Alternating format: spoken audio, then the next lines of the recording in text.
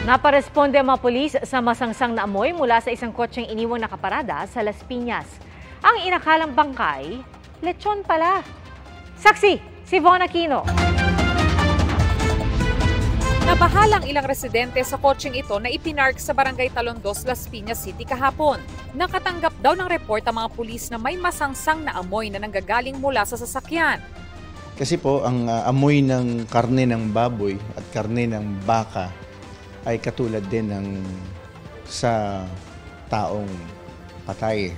Kinailangan pa raw ng mga otoridad na ipabukas sa locksmith ang kotse dahil wala ang driver nito. At nang buksan ng trunk, ito ang tumambad.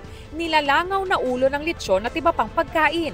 Ang driver ng kotse inaresto pala noong madaling araw makaraang manutok umano ng baril sa mga security guard ng subdivision. Hindi niya parang na-offend siya doon sa ayaw siya kagad papasukin.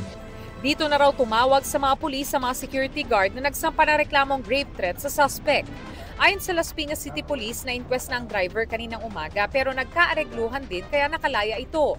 Bukod sa ulo ng lechon, nakuha rin sa loob ng sasakyan ng isang baril, mga bala, isang bote ng beer, mga ID at iba pang personal na gamit.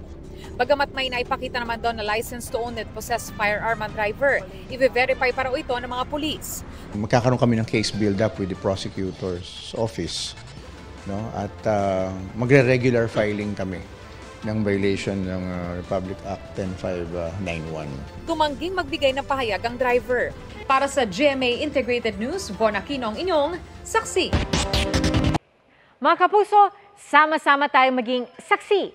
Mag-subscribe sa GMA Integrated News sa YouTube at para sa mga kapuso abroad, samahan niyo kami sa GMA Pinoy TV at sa www.gmanews.tv.